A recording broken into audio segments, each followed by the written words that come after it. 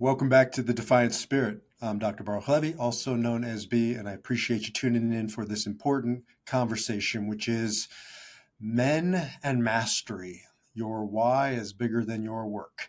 So, why am I talking about this? First of all, why this continued conversation around why? I began it, I've talked many episodes, but I sort of revamped, re-upped my podcast here, the Defiant Spirit, around why, and this question: why haven't you killed yourself? This why is at the heart of everything I do, and frankly, everything you do. Why haven't you killed yourself is a profound question, and it's not about suicide. My teacher and mentor, Dr. Viktor Frankl, would ask his patients. He was a psychiatrist, neurologist, and founder of logotherapy, meaning-centered psychotherapy. And he would ask his patients on the very first meeting, why haven't you killed yourself? So I did a podcast around this. Did a blog around this a few weeks back. You can, read or listen. But essentially, why he asked this question was because all he knew about this person walking through his door is one thing: they haven't killed themselves. He may not known, where they're from, what their presenting issues were, what they're struggling with, but he did know they hadn't killed themselves. And by that fact, because it's the ultimate choice we all have, and he certainly dealt with this question on a daily basis during his 4 years in the Holocaust. He talks about it was the ultimate question one had to ask and answer on a daily basis. Why don't I kill myself? And you better come up with your why, your reasons. It would be understandable in the Holocaust in that context. But truthfully, life is not that different. Sure, we're not oppressed in the same way, but we're all facing the same fate, right? You're going to die. You're going to suffer. Every single person you know and love is going to die, hopefully after you, but sometimes before you. This thing is really, fucking hard. And so, yes, you could choose to leave, but you haven't, and don't. Keep on choosing life. He just wanted to know why. What's that why? And he would start drilling down into the bedrock of that why. It could be something seemingly mundane, ordinary. It could be 1,000 things, and it probably is. And it could be the extraordinary, and will always lead to that. But he would start very simply with one stake in the ground, one why, and he would build from there. So I'm not repeating this podcast. You can listen to the other one. I did a mini version and then a longer form version with my son Yehuda, so check those out. But this one is about men. See, men need to ask this and answer this more than women. They just do. Why do I say that? Not because women don't benefit from knowing their why and articulating it, but because far less women kill themselves than men. 80% of suicides are men. And then you start getting into what I call passive suicide, which is substance abuse, disproportionately men, addictions, disproportionately men. So, you start going down this path and you realize real quickly that men are killing themselves actively or passively at epidemic, staggering rates.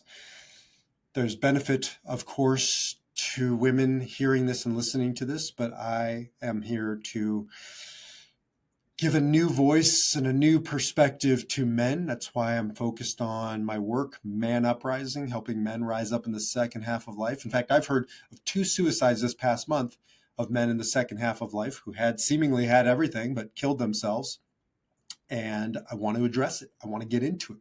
I want to give opportunities for all people, but especially men, to dig in, to drill down into their why. Now, we're going to take a different twist today, and it's about men and their work, because in a ManUPrising peer group, and I hope you'll either join one or send your man to join one, they're transformative. I think we're launching our 5th group.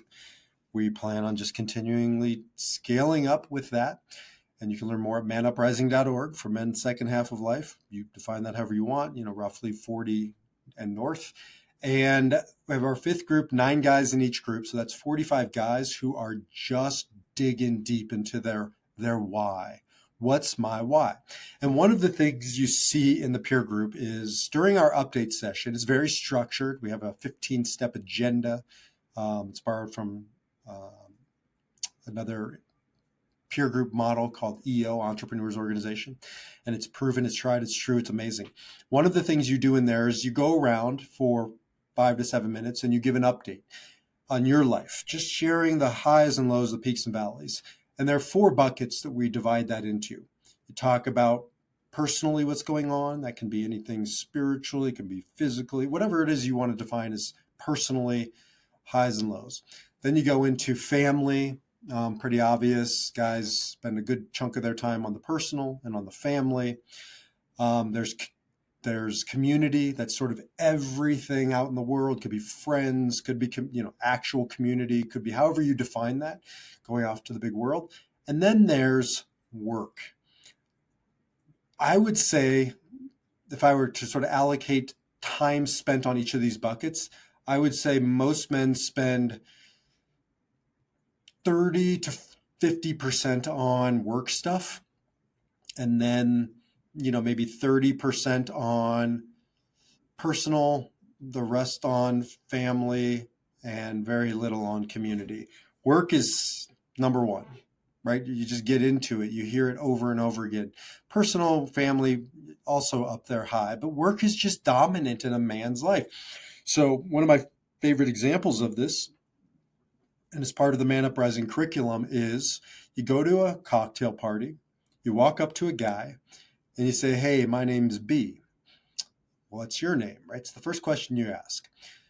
The second question that a man, not always a woman, gets asked is, fill in the blank. What's the second question you asked? What do you do? Right? What do you do?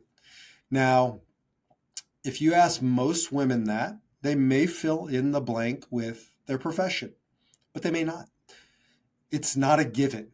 I've done this. I've done this hundreds, thousands of times. First of all, it's not even necessarily the second question you would ask a woman. I don't know if this is all cultural. I think there is some biological in there, but a man is defined by what he does, and what he does is defined by what he does for a living. That's why when I ask a guy this question, I never say, "What do you do?" I say, "What do you do for a living?" Because I do lots of things and I don't get paid for them. But somehow, at least in the first half of life, that doesn't work its way into my psyche, into my self-definition. Because for a man, self-worth and net worth get bound up very quickly at a young age. And we define ourselves by what we do. It can be how much money we make, but that is a result of what we do professionally. It can also be accomplishments, achievements, right? What we've created. And that's another piece of this. But for sure, certainly halfway through life, a man his identity revolves around what he does for a living. It's by far, certainly, the most time he allocates in his day is to his work.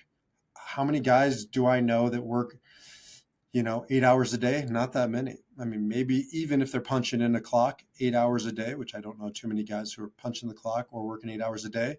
There's a lot of work that goes in before, that goes in after, that goes in on the weekend, even if he's not going to the office. How many women do I counsel who talk about their husbands? They bring their work home with them, or when they're home, that's like their mind is at work. How many guys do I talk to who struggle with this, losing themselves, their identity to their work? I am what I do. Now, the guys that I tend to work with, by and large, have achieved mastery in on their professional journey, at least at this midway point and onwards in life. Not everybody, not all the time, or maybe like me, you achieve mastery. I achieved mastery as a congregational rabbi. I just did. Top of my game, 42 years old, walked away. And then I was a novice. But I had still sort of tasted that and defined myself by that. And even when I was rebuilding for the past now 10 years and back to mastery, I believe, it was all about work. It was all about my why at work. So how many guys do I talk to who know their why when it comes to work, the vast majority. And if it's not their particular job, it's their profession, it's their vocation, which they define as how they get paid. It's not what vocation means, by the way. Vocation comes from the Latin vocare, which means your voice. It's how you express yourself in the world. Unfortunately, most of us just talk about how we get paid for that or don't get paid for that. So a man defines his worth by his net worth. He defines his doing by how he gets paid, and he defines his mastery by what takes place at the office or out in the trenches of, bringing home the bacon. And how many guys do I talk to who then can tell me their why when it comes to professional? Tell me their why when it comes to what they've mastered, in that space in their life. But then when I ask them to expand their why, their purpose, their reason for being, when it comes to home life, when it comes to inner life, personal lives, all those other buckets that you share about in a peer group, community, right? They have no freaking clue. They've never thought about it. They've never really even worked it into their why, to their purpose. I mean, yeah, they have in abstract terms. Guys will, as I say, start cherry picking Hallmark cards at the Hallmark store. My why is to be a good dad. It's to be a good husband. It's to be a good son, blah, blah, blah. That's meaningless. That's like Miss America. Is that still a thing? I hope it's not. Standing on the stage saying, I want world peace, right? It's like, that's just so big, it's meaningless. And life is lived in nuance. If it's not nuance, it's not real. It's just pie in the sky. It's world peace. How many guys do I talk to who have even considered having a vision, mission, purpose, a why statement when it comes to their life? I shared on my son's podcast, I don't think I've ever shared it publicly, my why statement. My why statement is 4 paragraphs long. It incorporates sort of professional aspects, but it does not revolve around my profession. It revolves around my mission, my purpose, my why as a man, as a husband, as certainly a guide, but here in an abstract way to inspire, and then drilling down into the ways that I do that, and then the things that I will settle for, what I will not settle for, what I stand for, what I don't stand for, what I will do with the time I have here, right? That's your why. So many guys define it by one slice of the pie. And there are so many challenges with that, problems with that, devastating consequences with that. So let's talk about one. One of them is the guy, and I have counseled hundreds of guys, so you can just, fill in the blank with the guy who has achieved mastery. He goes to work and he's the man. People get out of his way. They call him. They just would love to get him on the phone, but they can't get access because he's not so easy to get to. Everything he does, everything he says is wanted, is needed, is respected, is revered. And then he goes home. And at home, he is a second-class citizen. He's a second-class citizen because he's there a fraction of the time that he's at his office. He's outsourced his role to his wife, to his partner, to others. His wife, his kids know this. They feel this. Maybe it was never said, but that's how it's experienced. It's experienced by them that this isn't his ultimate priority. We say it is. I don't care what a man says. I care what they do, right? Don't tell me your number one value is family while they occupy very small bucket in your update at a ManUPrising Peer Group. It's just not true. It's important to get honest. Not everything is number one. And I talk to a lot of guys who believe their number one value is their marriage, is their children, family, and that is not how they allocate their resources. There's a saying in the Talmud that says, you can tell who a man really is by his kos, his kis, and his ka'as. His ka'as is his anger. You want to see what a person is really like? Look at them when they're angry. And that shows you authentic slice of who they are. You want to know what a man's like? Look at him with his kos, his cup, what he's like when he gets drunk. That'll show you a snapshot into a man, into the man in who he truly is. And lastly, his keys, his pocket, how he spends his money. You want to know what a man is all about? Look at how he spends his money. I was talking to a guy who's in a peer group, not a ManUPrising peer group, and he shared with me that the most intimate conversation he and his brothers in the peer group ever had was they had to create a business plan and present it to the group. And in that business plan, they had to show their financials. Every single dollar accounted for in their personal and professional life. And he said it was the most vulnerable and intimate and humiliating and empowering experience of his life. Because you want to know who a man really is, look at how he spends his money, how he presents his money, all of that kind of stuff. So that's, a little digression around don't care what somebody says, care what they do, care where they allocate their time and their resources. Now, a lot of guys will sit on, on these chairs behind me and say, B, it's all about my family. I got to pay the bills. I got to provide for them. That's true. That's called responsibility. I value that. I try to do that myself. And then it becomes bullshit because, moving the decimal one more spot probably is diminishing returns. And then we start playing what I call the decimal chase as guys. We start convincing ourselves that just one more decimal, one more digit, right? I'll make 6 digits, I'll be happy. I make 7 digits, I'll be happy. So, I need more of the high sevens to make sure it's generational wealth. At some point, we're deluding ourselves where we're heading down, the decimal chase, just chasing it down the slippery slope into hell. There comes a point when we have to go to ourselves, when we go to our mirrors and look at ourselves and be honest. Why am I doing this? Because at work, because of my profession, I feel like I have mastery. I know what I'm doing, but I go home and I don't know what I'm doing. I don't even know how to participate, how to contribute.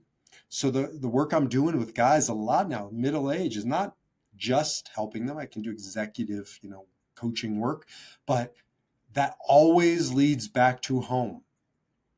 You can't have mastery in one area of your life while failing or feeling like a failure in other areas. And so it always spills back over to their home. And we start to work on mastery at the dinner table, what that means, how to participate, how to reclaim your space, your role in the home, reallocating those resources over there.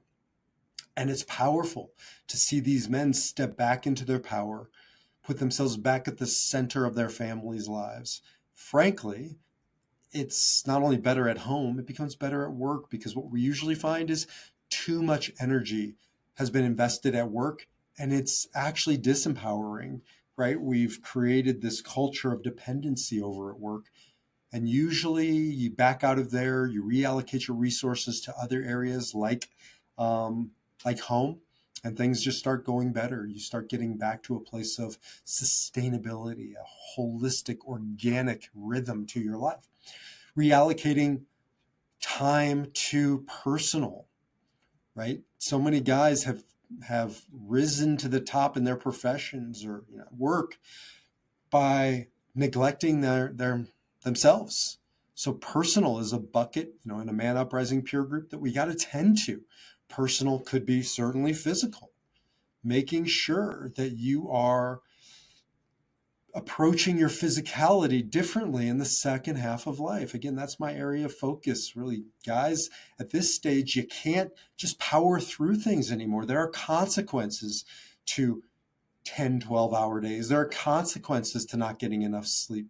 There are consequences to not eating well, high cholesterol, or too much sugar intake, et cetera, not enough exercise. Of course, there are consequences in the morning of life, the first half of life, but you can power through, you can get by.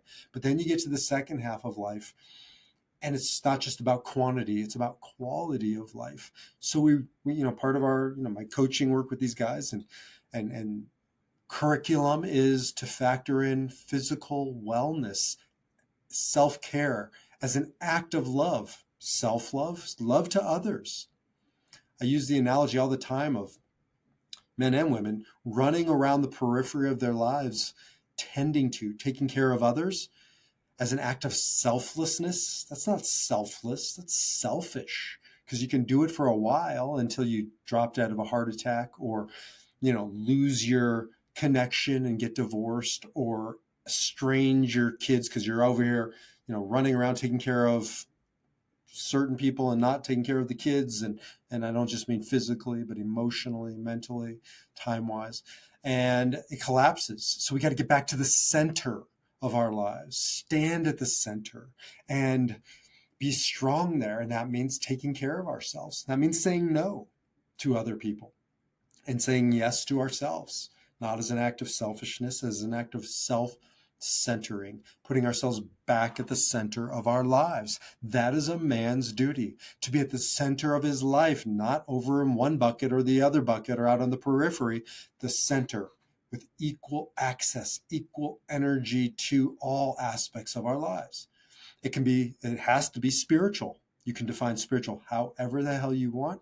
I don't get hung up on the labels. I don't really care what the form is. It can be your Christianity, your Judaism, your Buddhism, your Hinduism, your whatever ism. It can be no formalized religion. It can be an abstract sense of spirituality. But what it can't be is bullshit abstraction in the sense of I'm spiritual, not religious. And then I start pushing you.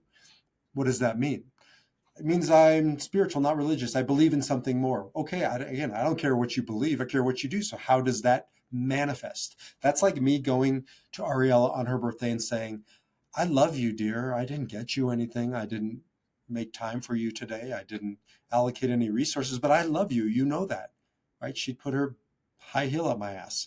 And as she's going off to have a wonderful celebration of her birthday alone. It's not good enough. How do you allocate resources to your spirituality? Are you sitting in meditation if you're spiritual, not religious? If you're religious and you say you're Christian, are you praying? Are you going to church? Are you, giving? Are you tithing? Right? That's how I measure a person's religiosity as a Jew. You don't get to say I'm Jewish, I'm religious, but I don't do anything. I don't keep kosher. I don't observe the Sabbath. I don't go to the synagogue. I don't even belong to a synagogue, but I'm Jewish. I don't even know what that means. It's worthless. What do you do? How do you express it? So spiritual, are you sitting in meditation? Are you tapping into something deeper? Are you moving your body through, a yoga practice, which is a spiritual practice? What are you doing that's spiritual? Show me the money. Show me, don't tell me. Not for me. I don't give a shit. It's for you. It's so that you can live a life of authenticity and integrity and in alignment with your core values. So that personal bucket, we've talked about, yes, work bucket is always covered. And then there's this personal bucket of mind, body, spirit. Mind, how are you filling up your mind? What are you reading? It can't just be business books or business literature or industry related stuff. That's utilitarian. That's transactional. That's just using material to get ahead in business. What are you reading that has no direct consequence to your business, that is just to make you a better man, right? Are you reading Man's Search for Meaning? Read that one. That's an important book for every person, every man in particular, to understand the necessity of your why. Are you reading books on becoming a better man, becoming a better human being? Are you reading books that are just beautiful and relaxing? And I just read a book on Bo Jackson's life, something about the myth, I forget, something like the last mythical American or something. I don't know. The last hero, whatever it is, it's Bo Jackson. And I just wanted to hear something inspiring about a man who faced incredible adversity and powered through it. Truly amazing. So how are you filling yourself up? A great man named Warren Rustan. I read his book. I don't remember the name. He's a mentor to some friends of mine. He has a principle that I've adopted and I use with my guys called 10-10-10. Every morning, 10 minutes of reading, something constructive, something that makes you a better man. 10 minutes of spiritual practice, could be meditation, or for me it's meditation, and 10 minutes of journaling. 10-10-10. Sometimes I do 20-20-20. Sometimes I do 5-5-5, but that's a morning discipline, and I make sure that I do that to put energy into that bucket of the spiritual. So the 4 buckets, which is really what this is shaping up as. If you want mastery in your life as a man, you got to have 4 buckets. And that's work. Yes, keep on mastering your work, but then reallocate resources to personal, to family, to spending time, to investing time, and not just quantity, but quality. Great teaching in the Torah. Moses is called up to the mountain to receive the 10 commandments by God. And it says, I forgot the Hebrew totally, but come up to me vayesham, and be there, it says. And God says this to Moses, and the commentators ask, why does it say come up to me and be there? It sounds redundant. It's not redundant, because you can come home from work and not be there. You can be with your spouse on a date and not be there. You can be driving your kids to carpool and not actually being there. Being there is the key to a quality life. It isn't quantity. At a certain point, I have older kids now. It's not quantity. I don't get the same quantity as I did when they were little. That ship sailed and I missed out on a lot, but I'm not missing out now. Because I always think of this idea of being there, and I'm trying to be there all in with them, with Ariella, in the time that I have left.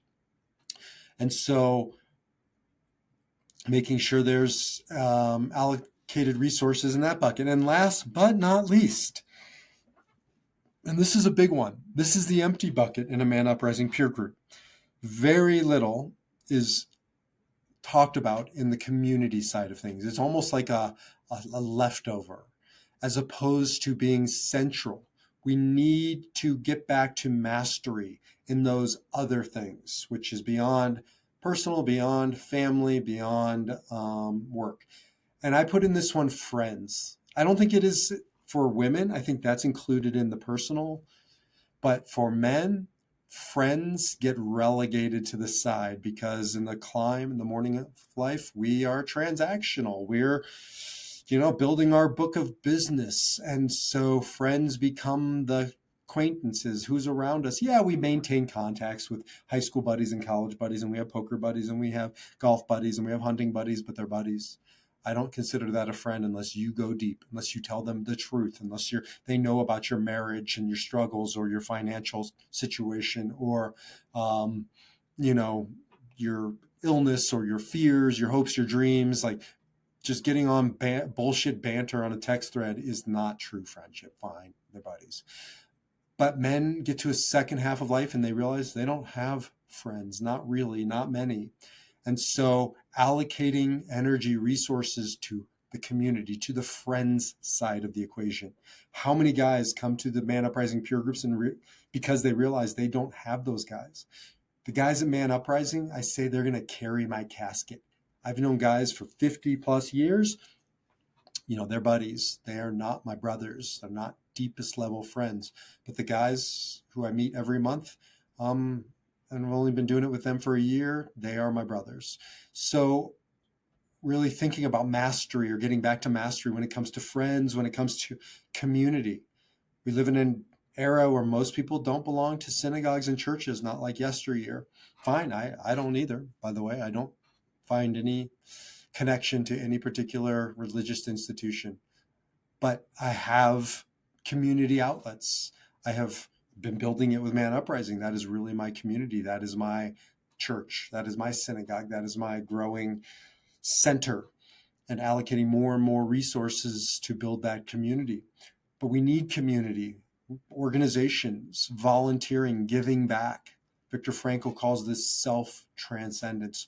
We have to have something in that bucket that is not about us, that is transcending ourselves, giving back to causes that are near and dear to us, and not just writing a check, right? I've seen that as not bucket filling, but it's a bucket checkbox. It makes me feel better. It does good. I'm not saying don't give the money, but don't think that fills your community bucket. That fills somebody else's community bucket. That's wonderful. Do that and fill your community bucket. Don't know what that means. You got to figure it out. So that's really the idea behind mastery, behind true mastery, not some narrow, thin slice of mastery that so many men I know are taught and live out and come to realize is anything but mastery. True mastery has to have all four of those ManUPrising buckets, where you come and you say, yes, I am maybe not mastery, but mastering my personal bucket and my professional bucket and my family bucket and my community bucket. And if you do that, you won't kill yourself. I know it with every ounce of my being, having had a father who killed himself, a grandmother who killed herself, having done funerals for too many people who've killed themselves, having counseled, coached, and guided thousands of people through all of life's crossroads.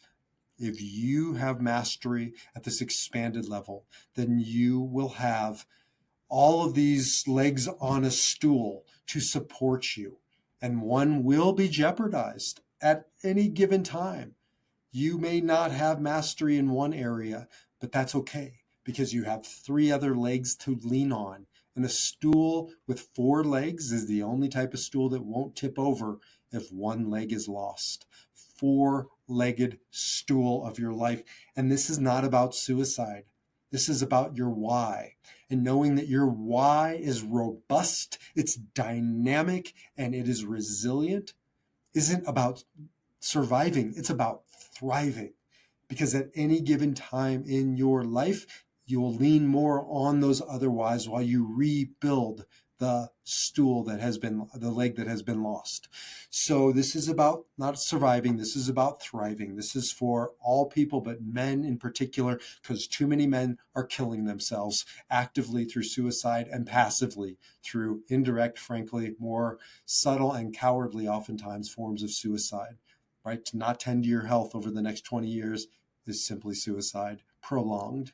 To neglect your relationships is just another form of suicide. It's passive, it's inactive. If you know a man who would benefit from this conversation, send them this way. If you know a man or are a man who would benefit by learning more about a peer group, jump over to manuprising.org or shoot me an email at be@defiantspirit.org, and I will connect them. I'll connect you. And we're doing this now in person here in Denver, Colorado, and virtually wherever you're hearing this, wherever you're watching this. We launched our first virtual group. We're going to be launching many more, and eventually we'll be coming to a city near you. But for now, those are the options, and it is a transformative experience that you get to start expanding what it means to have a why, to know your why, to live your why, right? To have true mastery in your life. As Viktor Frankl said, he who has a why can bear with any how. So discover your why, live your why, and leave your why as a legacy. And I will talk to you in the next podcast.